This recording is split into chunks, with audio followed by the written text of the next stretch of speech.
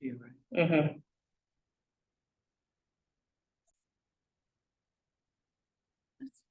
Minimize that. Hey everyone, welcome back. We took a little hiatus from our webinars for the month of July, and we are ready to get back started, back to school and back to savings. So hoping everyone has had a fabulous summer and you've been able to really enjoy friends, family, being outside, and all the things that come with summer. That's right. How about you, Liz? Have you had a great summer? I've had a great summer. Busy. But so fun. I, honestly can say I can't believe it's already time for the kiddos to go back to school. I know, mine went back yesterday and I can't believe it already started.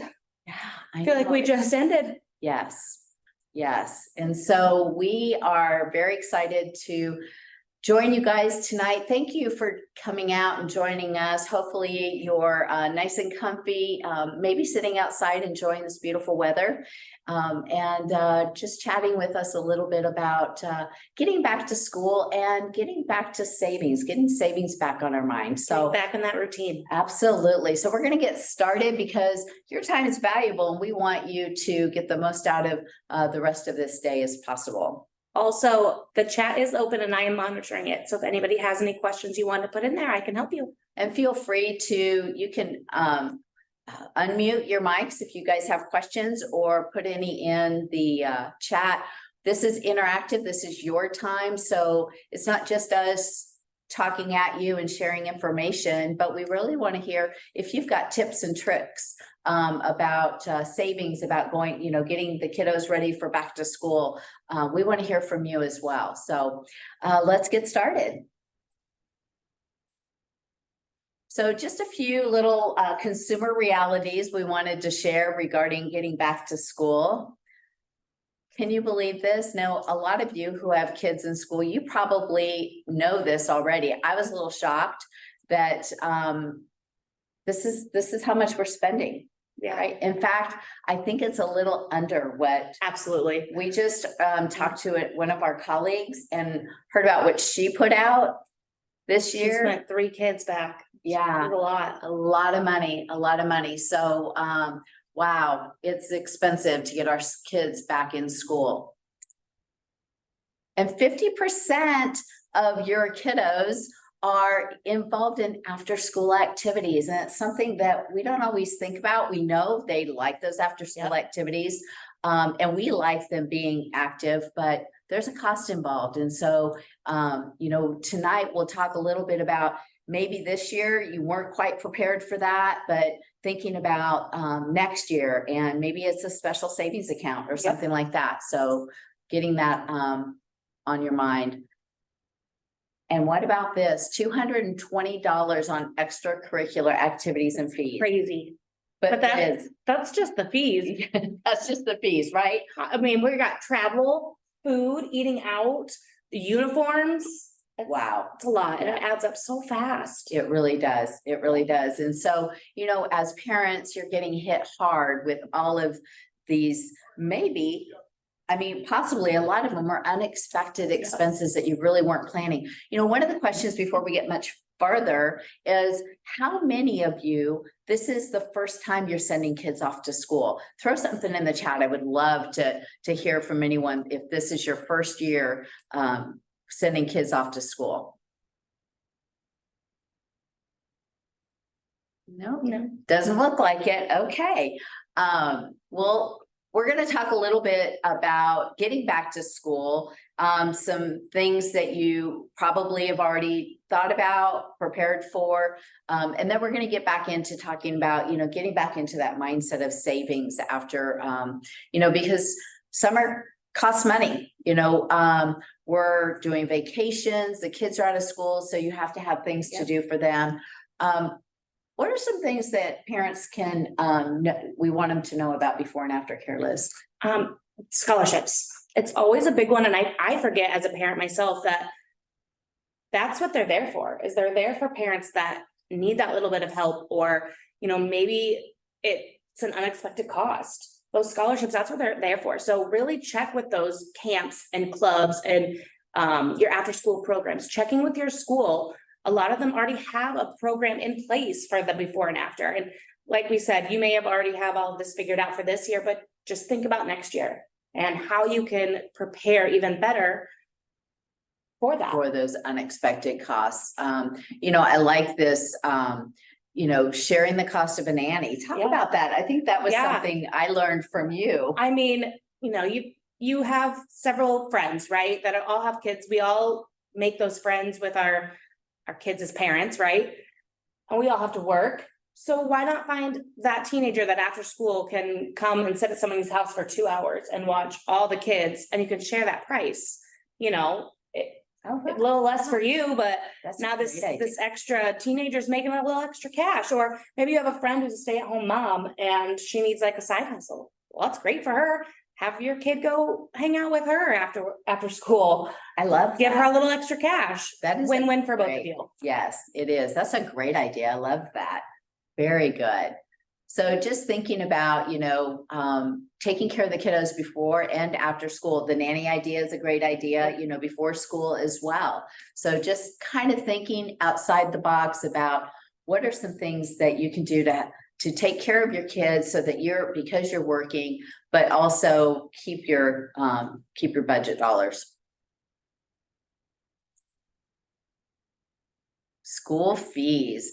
Now, you might have thought that you were done, right? You Probably bought all the not. school supplies, you've got new clothes, you've probably paid some registration fees. Mhm. But what about those other fees that you're gonna have throughout the year? A big one I think about is field trips. Now, I know some schools have like probably a set fee that you just pay either at the beginning of the year or when those come up, but sometimes you have like, your kids go to the library or, you know, and they ask you to pay a fee for the transportation to get your kids there.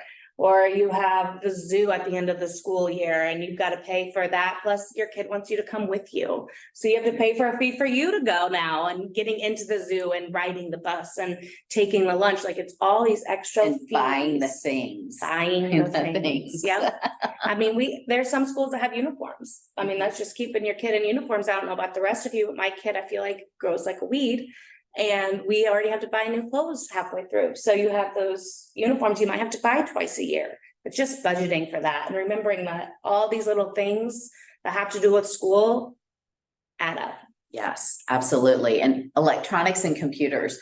I mean, I'll be just honest, mine's been out of school for quite some Yeah. time. We didn't have to deal with that.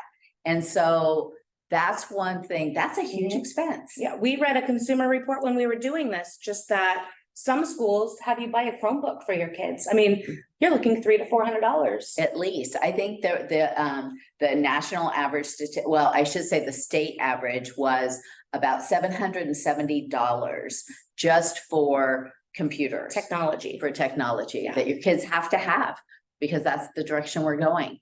So really with this, we're just talking really to think about all those fees Right. before you work on that budget for school. Add them all in there. Absolutely. School lunches, it's another one of those fees. Mhm. It may sound small. I think ours is like $2.75 a lunch, but if she eats it every day, that's a lot. And you know, for parents that are really struggling to make ends meet, remember, reach out to your schools, ask them if they have school lunch programs that could Yeah. really help you stretch your dollars, or even maybe they might even have something in place that helps you pay for your students' lunch. So but also have a conversation with your student about, you know, is it hot lunch or cold lunch, you know, every day, and helping them understand, you know, that there's costs involved, and let them pick Mhm. out. That was an Yeah. idea you shared. I mean, I it's like that. it's never too early to start explaining money to them and budgeting to them. I know my kid constantly asks, well, how much does that cost? And as much as I don't want her to worry that it's too much, I still want her to also be considerate that mom and dad are putting money into your lunch fund. We are buying you food to eat at lunch and not just throwing it away or coming home and the yogurt wasn't open. Well, now I have to throw that away. So it's talking with them about what's on the menu, or what can you eat during your lunch? Like I know ours is like a 14-minute lunch period. Mhm. I mean, if I send 10 snacks, a bag of chips and a sandwich, Yeah. she's not gonna finish it all. Right. So Yeah, it's just kind of working out those kinks of what can they eat exactly. and not throwing it away. And keeping them involved in it. Yeah. So to help keep your costs down. Remember to keep find out what your school, I know my grandkids, they have on Fridays, they have ice cream day. And so they all bring $1 for ice cream. So you want to make sure those little costs that you're aware of them so that you're planning those in your budget. Right. Let's see. School fun. This is my favorite one to think about. There's all those fun things that your kids want to do, like, well, not want to do, but the school does for them. Right. Right? Spirit Week is a big one. And I mean, my school has 2 a year. Those are different outfits every day for 2 weeks, and we have things like Dr. Seuss Week where they dress up like the different Dr. Seuss books. And, we may not have things. I was telling you earlier, I think one year we cut a shirt for my kid that I had in my closet, so I didn't have to go buy her that green shirt that we just didn't have. Yeah, just being aware that, that could be an added expense, but talk to your friends, get together and see how you guys can share and get ideas so that your kids can all participate in these spirit activities, but it's not going to break your budget. You're not Right. having to go out and buy new things all the time. Right. The same with Teacher Appreciation Week. Some great ideas that you had, Liz, for teachers. We want to shower them, obviously. They're fantastic. I could not do what they do, so props to them. But also, we don't need to take all of our budget for the month and throw it into a gift, especially things that may not be used. But having your kid write a note, color them a picture, wear their favorite color, bring them a snack, those things, small gestures, but just show the teachers how much they think about them and know. I mean, to know your teacher's favorite color and you're wearing it to represent them, like, that's pretty awesome. yeah. Yeah, and you don't have to spend a lot of money to show somebody that you appreciate them. Book fairs are another that can be Yeah. costly. And so be prepared for that. Your kids are gonna come home, they're gonna, want to go to the book fair, but chances are they're not gonna always want to buy the books. It's having that conversation with them too, like going through the pamphlet, like what will you actually read? Or we don't need, I learned this, we don't need the unicorn poster or the donut smelling pencil. I mean, they may be fun, but they're not a necessity. But And here's it's- another opportunity for you to have that conversation with them about, if you really want this, take your money and you can buy it. Yeah. It's a good time. It's always a good time to start talking to your kids about utilizing their own money. And if they don't have money, how they can earn their own money so that when they have those things that they want, but they really aren't part of your budget, then it gives them an opportunity to think about whether they really want it. If they're going to have to Yeah. give up their money, they may change their mind. So I think that's another opportunity for that conversation about, and remember, and I've talked about this before, remember to include your kids when you're talking about your family budget. Yep. When they understand the why, it's much easier for them to buy in and be creative about ways that they can help. Yep. Ways that they can help you save. Absolutely. Class projects, I wanted you to touch base real quick on that, Liz, about some ideas on how you can be thrifty with class projects. Reuse and recycle. I do it all the time. You made a poster last year, save that poster and use the back for the next one. We just had a project in first grade where we had to use only recycled materials. So we used a milk jug and a formula container and toilet paper rolls, and my kid made an elephant and we didn't spend a dime. I just thought that was so That's cool. so We great. weren't allowed to go out and buy things. It had to be things used in our home. But that can go for like a lot of projects. I mean, this one was a specific reusable project, but I mean, a lot of projects, we all have that craft paper and glue and glitter and all of that stuff lying around with our children and all their art supplies. Use it, utilize it. We don't need to go out and buy. Right. But if you do have to, think about the dollar store, the Dollar Tree, those cheaper places as opposed to spending the extra unneeded, because it's gonna get thrown away. Yes. We're not gonna keep them forever. No, that's for sure. All right. Enough about the school School. stuff. Let's talk about getting back to savings. As we said a few minutes ago, summer probably is a little bit more expensive than a lot of us have planned on. Maybe we did prepare for that vacation, but maybe there might have been some things, a lot of family activities, maybe it was extra childcare, whatever could have happened. And so if we did save, our savings accounts probably got depleted a bit. And so we just want to kind of help all of you get back into that mindset of saving. I kind of think of fall a lot like I do in January. You're coming out of Christmas where you've probably spent more money than you wanted to. In January, you're thinking about, how do I tighten things up? How do I get back into my ideal spending plan? And the fall, I look at that too, coming out of summer and getting back into thinking about the rest of the year and how you're going to prepare for it. So one of the things I really like to advocate is paying yourself first. Absolutely. And we're gonna look at this in a minute, and we've talked about this in the past, is that 50-30-20 spending plan.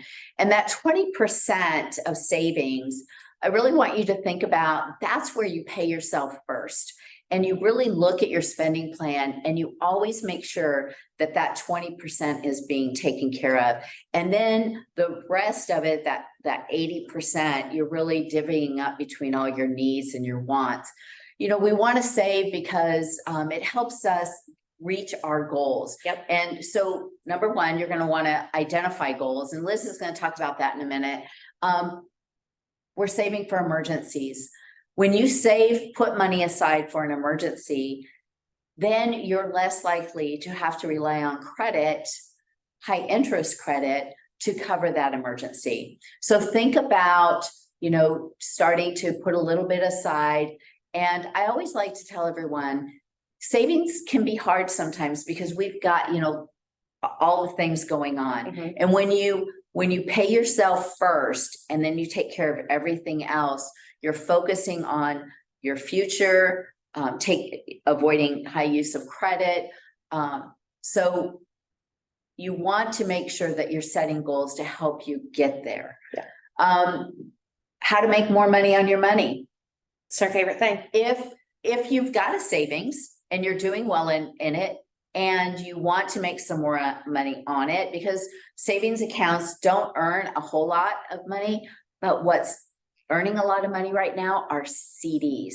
So if you haven't heard of these certificates of deposit, check them out. We've got a great one going on right now. So 9-month, earning 5% interest. That's a lot of money. I haven't seen anything that high in, I can't tell you how long. So really something to look at. Money market accounts are another way to save money and keep it liquid enough for you for your emergencies. And you can start those out with no money. You don't have to have any money saved to start that money market account. And the more money you get into that account, the more interest you're going to make off of that. And then always remember, you're putting money into your retirement. Always. That's your future. You want to make sure that you are setting yourself up for success when you get into retirement. Absolutely.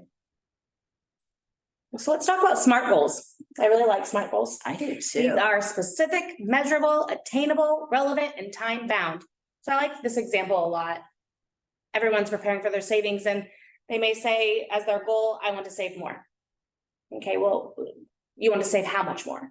So a good one would be, I want to save $5,000 for my beach vacation in December. It is time bound, as in it is due in December. It is specific for your vacation. And there is a measurable amount that is attainable. Now you know how much you need to set aside each month. You can put that into your budget and it's smart.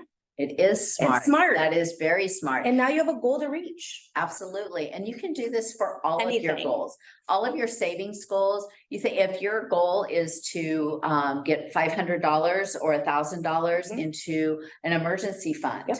So you set a goal of when you want, how, at what month you want to have that, how you're going to do it. You've got the amount set. Set these SMART goals.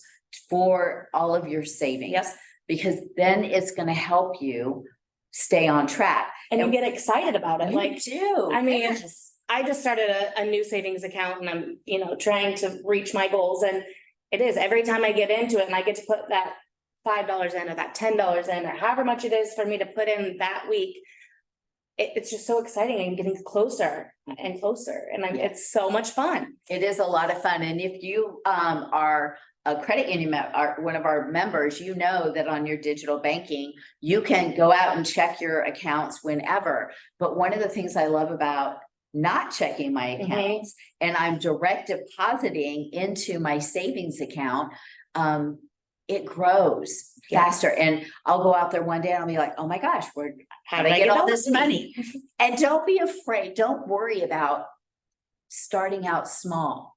And $1 a paycheck is a great way to start. If you're worried about how much money to get started with, start with $1. Yeah. And once you get used to that $1 a paycheck going into your savings, take a look at your budget. And if you can increase it, increase it. But don't not start setting savings because you're worried that you don't have enough money to start saving. Right. If you can start out small, and then if you get a tax return, take some of that tax return and put it into your savings account. You get a bonus. If you get a bonus from work, pay raise, any kind of pay raise, think about when you get a if you get a pay increase, think about figuring out what that pay increase is and taking a portion of that and increase your savings. Yep. Paying yourself first. Remember, it's important. So important. It is. It's so important to pay yourself first, because then you're going to have the money set aside when you need it. When something happens that you were not prepared for. And these SMART goals, another thing I wanted to say, one of the things I like to do about my goals, I like to write them down and put them where I'm going to see them. And I will move it once in a while, because you know how sometimes if something hangs on the refrigerator for too long, it becomes the refrigerator and you never see it. Yeah. So, move it around place to place where you're going to see it, but it helps keep those goals in front of you. Yep. Just getting smarter with your finances. Smarter with your finances. Those SMART goals are going to help you get smarter with your finances. Sit down take a date with your finances. Sorry. So sorry. Let's see. There we go. Okay, here we go. I have a question though first. I like this question. So with the SMART goals, how beneficial would it be to opening new accounts to track progress, for instance? It's a great, I have like 5 savings accounts. So I know with our credit union, they're free to open. So and there's no minimum. No. So I have like 5. I have a vacation. I have emergency car repairs. I have all these different things that are goals for me. And I put into them with every paycheck, even if it's $5 each time. I put in to every single one each time. And payroll deduction is direct deposit or auto transfer, however you're doing it, to have it automatically go into your account every payday, so you don't have to worry about it. I do know some people who like the task of doing it themselves, and that's great. Yep. If that's what makes you feel good and you feel, but whatever works for you, just doing it is the most important thing. And I can't speak to all different accounts, but ours here at the credit union, so easy to open and close. Yeah, if you have digital banking with us, you can actually go out into your digital banking app and open another savings account. It takes less than 3 minutes. Yes, it doesn't take any time at all. So hopefully that answered your question. If not, let us know. Absolutely. So back to getting smarter. Getting smarter. Getting smarter. Make a date with your finances. Sit down, get your beverage of choice, get some paper and pen out, or get that digital banking app up and take a look at where you've been spending your money. This helps you when you understand exactly where your money's going, because we all know we sit down at the end of the month, we're looking at, we've paid bills, we paid our housing bill, our car payment, Mhm. we've had groceries, we've had all of our utilities, those Pay for types of daycare. things. Let's add that in Paying, there. yes, Big paying one. for daycare. Daycare. But what we forget about is all the other things, you know, the eating out, the going to the drugstore to pick up. Maybe you're picking up a prescription and you walk out with all these other things that you didn't need. Every time. If we take stock in those, if we track that, then it helps us when we say we don't have any money to spend. But then if we look at where we've been spending our money, then we can say, oh, here's where I could, if I really want to save for XYZ, then I can make changes here and be more direct. And when you're setting your SMART goals, that becomes a SMART goal, is cutting back on the things that you really don't need if you're wanting to reach another goal. So that could be a SMART goal as well. Making your money work smarter, not harder. That's really like you talked about with those CDs. yes, putting Compounding interest. compounding interest, making money on your money. I like this one. Remember that monthly bills can impact your future goals. Again, that's where you want to be very aware of where your money's going. And of what your monthly bills are. Yes. I mean, subscriptions to different streaming services, you know, like Amazon Prime, you know, just there's other monthly things that are not necessarily a need, but we still pay for them monthly, you know, our Netflix and our Hulu and our Gym memberships. memberships. All these things are still monthly bills that take away from our other goals And how many of us aren't using some of them, Yeah. right? I mean, take stock in all, because if they're coming out automatically and it's I forget. $4 here, $9 here, Mhm. you know, you may not be realizing how much money is coming out of your account on a monthly basis. Right. And you're not using it. Yeah. Do you really need YouTube and Hulu? Yeah. Do you really need all those, or could you get away? And here's another one. You got streaming apps. Oh, and by the way, you've got cable or Dish or Yeah. DirecTV. Really? I mean, let's Yeah. get smarter about how we use our money when we're looking at finding ways to save. Yep. And don't forget, if you're banking with us, we've got that #1 rated banking app to help you monitor your finances 24/7. And again, you can do everything from our app, except get cash, but everything else you can do from our app. And we've got 50,000 surcharge-free ATMs across the country where you can get your money. That's right. I mean, That's right. doesn't get much better than that. Nope, not at all. So a lot of you, if you've been with us before, you've seen this 50-30-20 spending plan. I like to call it your spending plan for life, and it really helps you and spend your money intentionally. I love this quote. Do not save what is left after spending. Again, pay yourself first, because if you don't, you're not going to have any savings after your spend. But sitting down with your take-home pay, that's what you get in your account, on your check, whatever, and figuring out 50% of that income is allocated towards your needs. That's your groceries, housing, utilities, childcare, health insurance, car payment. 30% is for your wants. Those are things that whatever you want. Everybody's different. But they're not a need. You could do without them. And so 20% is always allocated towards savings and debt repayment. And when I talk about debt repayment, that's really that high interest credit card debt. You want to make sure you intentionally paying that off. That could become a SMART goal. So how are you going to do that? We're going to talk about that in a minute. There's a way to do that that really makes a lot of sense and helps us stay within our spending plan. But really, this spending plan I love, because once you know that you're paying your bills, you've got 20% going into your savings or towards debt repayment. You know, the rest is for all the other things, and you're not stressed about your money. So really consider this 50-30-20 budgeting rule. And if you want to learn more about it, go out to our website, uofcreditunion.org, on our resources page, our financial wellness resources page, and you can access this 50-30-20 budgeting rule. You can take our free financial wellness assessment. We'll guide you to online information that's going to help you with whatever it is you're looking for. All right, so here it is. This Here is it is. the debt snowball.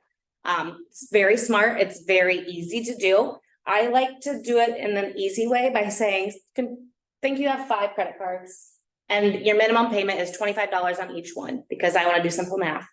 So you take those 5 credit cards and you're paying your minimum payments, right?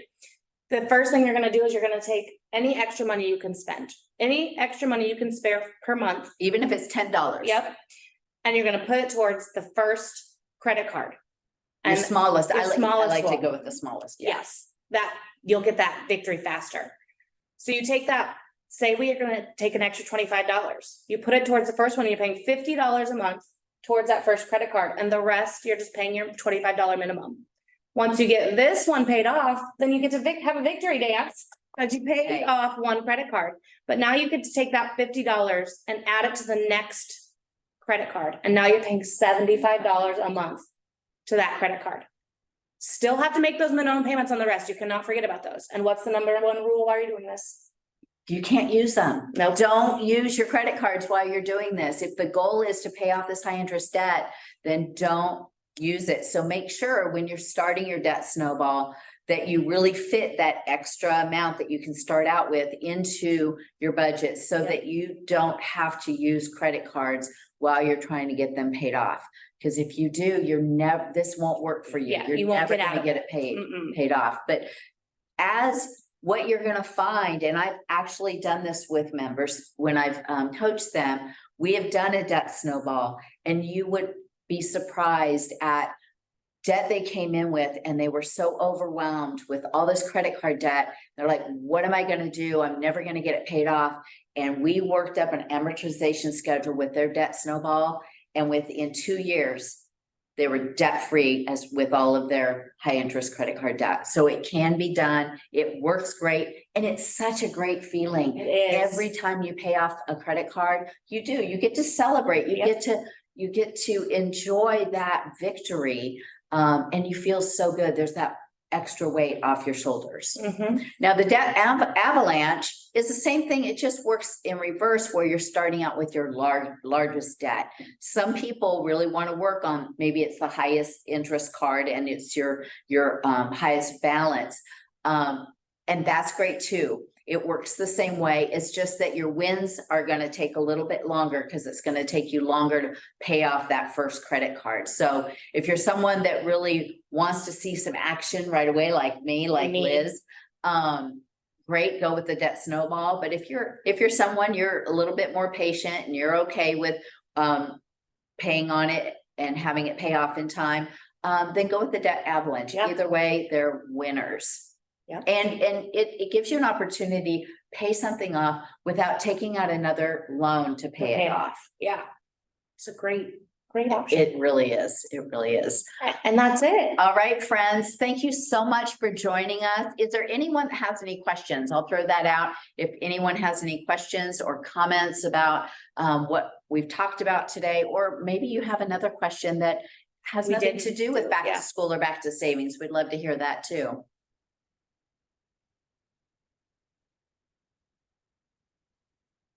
All right, well, if there aren't any questions, here's our contact information. You can always reach out to either one of us. If something comes up after we sign off tonight and you think of it, please shoot us an email and we'd be happy to address it for you. Absolutely. We will be sending out the recorded version of this webinar in email. So look for that. Oh, we did have. Can I add to a CD after it is opened? We have one. We have one. We have one that you can do that with. It is, what's it called again? It's The called 33-month add-on certificate. It is a 33-month add-on certificate that you can. It's a great way to start saving. You started out with $100. You need $100 to open it up, and then you can put $25 increments up to $15,000. So it's earning about around 4%. Yeah, I think 4%. Yeah, 4% interest. So that is a great one. Great question. Yeah. Thank you for that. It's a great way to start saving and building your wealth. Absolutely. Any other questions? That was That a was great a good question. one. Thank you. Thanks, Ryan. All right. All right, Great. guys. Well, have a great night. Enjoy the weather. Thanks, guys. Take care and we will see you next time. Yes.